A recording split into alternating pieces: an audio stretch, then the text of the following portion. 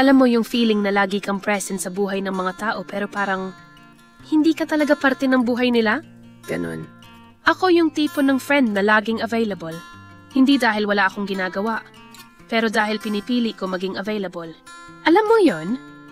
Yung kahit pagod ka, kahit may sarili kang pinagdaanan, pag nag-message sila ng best, can I call? Ibiglang may energy ka ulit. Kasi gusto mong makatulong. Gusto mong makinig. Gusto mong maging safe space ng iba. Pero recently, na-realize ko, hindi pala lahat ng safe space ay binabalikan.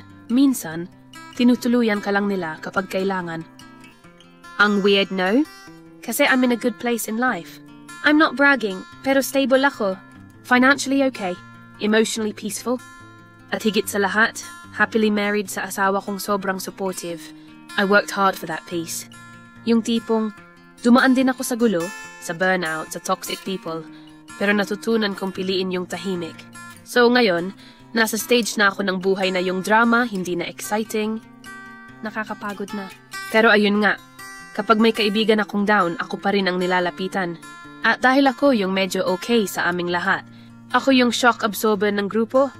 May isang kaibigan ako, laging stressed sa work, lagi ring may away sa magulang. And because I care, I always make time. As in literal, minsan maghapon ko siyang kasama para lang mapagaan yung loob niya. I'll listen. I'll comfort. I'll even give advice kasi nga I've been there. Tapos after niyang mailabas lahat ng bigat niya, biglang sasabihin ng, "Ay, sorry ha. Uuwi na ako agad." Ganun lang. Walang ikaw, kamusta ka? Walang tanong kung okay ka rin ba. Wala. Kasi tapos na yung problema niya. At ako naiwan, tahimik. Pagod din pala ako pero walang nakakaalam. Minsan naman may isang group of friends. Lagi silang may gala, may biglaang lakad. Makikita ko na lang sa stories. Bonding time with my faves. Siyempre wala ako dun. At kapag nagtanong ako, sasabihin nila, "Ay, akala namin busy ka?" Busy daw. Pero kapag may gusto silang pabor, parang alam nila kung kailan ako free. Ang convenient lang, di ba? Tapos yung mga banat na akala mo joke lang, pero medyo may totoo. Like, "Ay, si M, hindi yan ma-struggle, may kotse yan." Si M, di naman kailangan mag-work, may ipon yan. Si M, happy life na, kaya siya dapat mag-adjust. Ang sarap sanang sabihan ng, "Girl, hindi ako mayaman. Marunong lang ako magplano. Hindi ko kasalanan kung marunong ako magtabi ng emergency fund. Hindi ko kasalanan kung pinili kong magpakasaya nang hindi utang ang puhunan. At pinaka hindi ko kasalanan kung natuto akong magpahinga nang hindi laging naghahabol ng validation." Pero ito talaga yung nakakatawa. Kapag ako yung nagyayaya, biglang may excuse. Wala kasi kaming sasakyan eh. Wala kasi akong budget ngayon. Pero kapag may ibang nagyaya, lalo na kung may libre inuman, ayun, biglang may pang taxi, biglang may pang Gcash, biglang may lakas ng loob. So napaisip ako, hindi naman pala ako problema. Hindi rin pala schedule ang hadlang. Hindi rin money issue. Choice lang talaga. Hindi lang ako yung pinipili nilang samahan. At alam mo yung irony pa? Ako yung madalas nagbibigay ng advice kung paano maging okay. Pero ako rin yung madalas nakakaramdam na invisible. I'm the strong one. The mature one. The ate figure sa grupo. Pero minsan gusto ko rin namang may magsabi sa akin ng, "Hey, okay ka lang ba?" Kaso walang ganun. Kasi sanay silang ako yung okay lagi. Kaya dumating ako sa point na I asked myself, wait lang, baka backup friend lang talaga ako? Yung tipo ng kaibigan na parang spare tire. Handang tumulong kapag may problema, pero kapag gumanda na ulit ang takbo ng buhay nila, balik ako sa trunk, tahimik, nakalimutan, pero laging ready in case of emergency. At nung na-realize ko yun, may halong sakit at tawa. Sakit kasi totoo eh. Tawa kasi ilang taon ko na pala ginagawa to. Giving too much of myself, kahit wala naman talagang bumabalik. So one night I listed down the things that made me think, yeah, backup friend nga ako. And baka makarelate ka rin. 7 signs na backup friend ka lang. Una, ikaw lang kinakausap kapag may problema. Kung kailan sila down, broken, o stressed, ikaw ang first call. Pero pag okay na sila, parang nawala ka sa radar. Minsan nga, nalaman mo na lang engaged na pala siya. From Facebook, hindi sa kanya. Pangalawa, Hindi ka invited sa mga masayang parte ng buhay nila. Lagi kang nandyan sa lungkot, pero wala ka sa celebration. Parang emotional sponge. Absorb mo lahat ng negative, pero hindi ka sinasama sa joy. Pangatlo, ikaw yung laging available kasi alam nilang available ka. Hindi dahil wala kang ginagawa, kundi dahil hindi nila iniisip na baka gusto mo rin ng pahinga. Pang-apat, ikaw yung nagbibigay ng payo pero hindi nila sinusunod. Lagi nilang sinasabi, ang galing mo talaga mag-advise, pero after 2 days, balik sila sa toxic pattern. So parang therapist without pay. Pang-lima, ikaw yung laging nag-a-adjust. Kung kailan sila free, dun ka rin mag-a-adjust. Kasi gusto mong maparamdam na willing kang lumugar. Pero sa totoo lang, wala naman silang effort na gawin yun para sa'yo. Pang-anim, kapag di ka available, wala silang follow-up. Hindi nila tatanungin kung okay ka, kung may dahilan ba. Parang, di siya sumagot, okay lang, hanap tayo ng iba.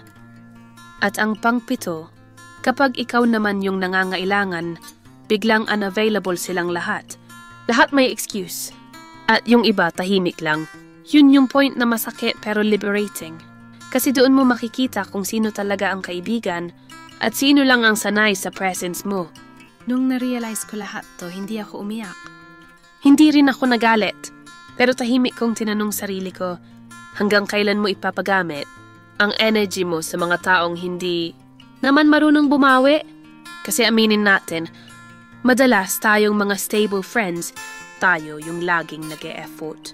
Tayo yung emotionally mature, financially prepared, strong, pero dahil sanay silang okay tayo, hindi na nila naiisip kung napapagod din ba tayo. At doon ko sinimulan yung pagre-realize na kailangan kong baguhin yung narrative. Hindi ko kayang kontrolin kung paano nila ako ituring, pero kaya kong piliin kung saan ko ilalagay ang sarili ko. Ngayon, mas maingat na ako. Hindi ko na agad sinasagot lahat ng "Can we talk?" Kasi minsan, hindi naman talk ang gusto nila. Gusto lang nila ng outlet. Pinipili ko na rin kung kanino ko ibubuhos yung energy ko. Kasi kahit gaano ka stable, pag paulit-ulit kang naubos, mapapagod at mapapaisip ka rin. Worth it pa ba? At yan yung point ng kwento ko. Na minsan, hindi pagiging masama ang lumayo. Minsan, yun na yung healthiest choice. Kasi kung lagi kang backup friend, wala ka ng space para maging main character ng sarili mong buhay. Alam mo yung after mong ma-realize na, ay oo nga no, backup friend pala ako? Parang may biglang humigop ng hangin sa loob mo. May halong lungkot pero may peace din. Yung tipong, at least alam ko na ngayon kung bakit ako pagod. Kasi iba, yung pagod ng taong walang closure sa mga kaibigang one-sided pala. Lalo na kung natural sa'yo, yung magmahal at magbigay. Hindi ka aware na unti-unti ka nang nauubos kasi sanay ka na magpuno. Lahat ng tao may breaking point. Kahit gaano ka kalakas, kahit gaano ka ka-giving, darating yung araw na mararamdaman mong, wait lang, wala bang nag-aalaga sa akin? Ako dumaan talaga ako sa ganyang phase. Yung tipong lahat inaasikaso ko, kaibigan, pamilya, asawa, trabaho, sarili kong peace. Pero walang nag-aasikaso sa akin emotionally. Hindi dahil walang may gusto, kundi kasi sanay silang ako yung okay. Pero minsan kahit yung matatag na tao napapagod din, at mas nakakapagod yung maramdaman mong hindi ka naman priority ng mga taong pinili mong unahin. Kaya eto, gusto kong i-share yung 5 wake-up calls na sana marinig ng lahat ng feeling nila backup friend lang sila. Kasi minsan, hindi mo kailangang maghintay ng validation. Kailangan mo lang ng clarity.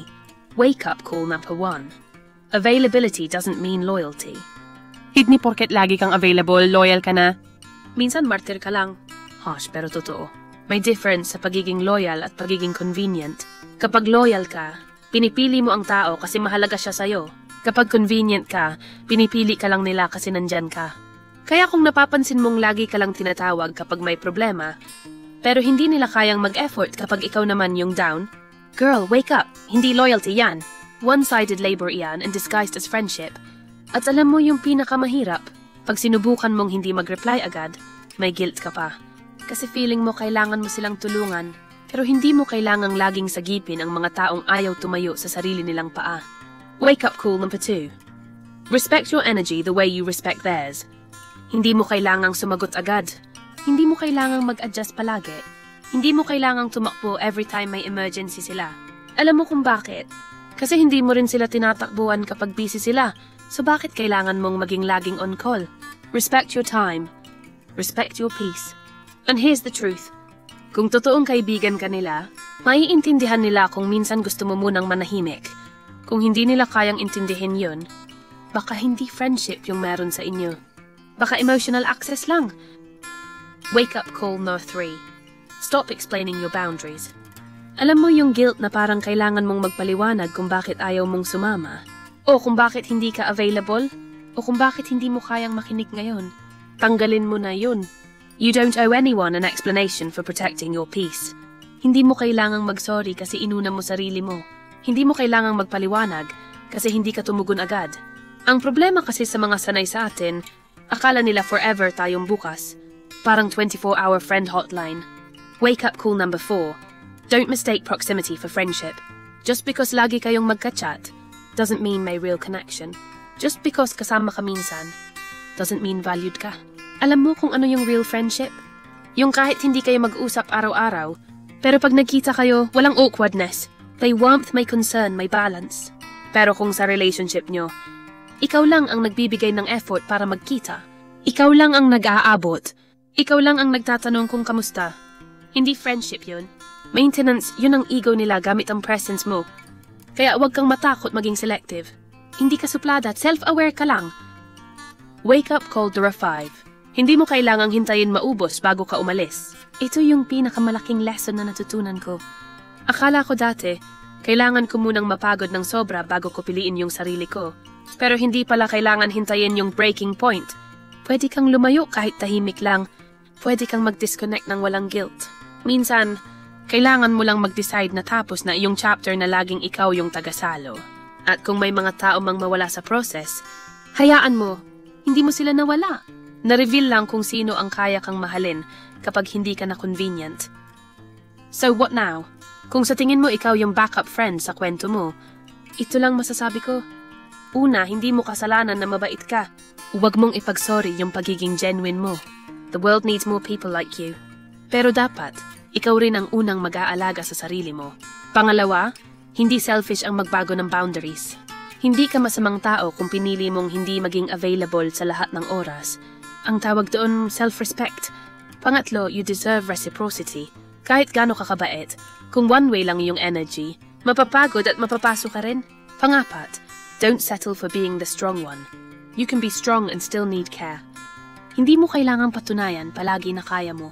Sometimes strength means admitting na pagod ka na. At panghuli, you are allowed to outgrow people. Hindi lahat ng kaibigan ay forever. May mga taong dumadaan lang para magturo, hindi para manatili. So huwag mong gawing sukatan ng value mo kung gaano ka nila naaalala. Ang sukatan ng worth mo ay kung gaano mo napangalagaan ang sarili mong puso kahit binibigay mo ito sa iba.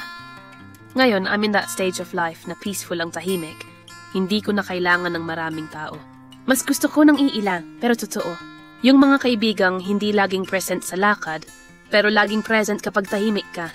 Yung marunong ding makinig, hindi lang maglabas ng samaan ng loob. Yung kaya kang tanungin ng ikaw, kamusta ka? At hihintayin talaga ang sagot. Yun yung gusto kong klase ng connection ngayon. Alam mo, minsan naiisip ko, siguro kaya nila ako ginawang backup friend kasi hindi nila pa kaya yung version ng friendship na healthy. Sanay sila sa toxic, sa drama. Ako, I've outgrown that. Hindi ko na kailangan ng validation mula sa chaos. Mas gusto ko na yung payapa, tahimik, totoo. So, kung ako man yung hindi nila pinipili, okay lang. Kasi ako, pinili ko na ang sarili ko. Sa lahat ng nakakaramdam na parang extra lang sa buhay ng iba, please remember this. Hindi mo kailangang maging background character sa story ng ibang tao para lang maramdaman mong mahalaga ka. Hindi mo kailangang magpakabisi sa pag-aalaga ng iba na makalimutan mong alagaan yung sarili mong kapayapaan. Ang tunay na friendship, hindi sinusukat sa dami ng tawanan, kundi sa consistency kahit walang kailangang pabor. At kung sa tingin mo, backup friend ka lang, baka panahon na para i-upgrade mo ang sarili mo from backup to main character, from available friend to valued friend. Kasi hindi mo kailangang hintayin piliin ka ng iba para lang maramdaman mong worth it ka.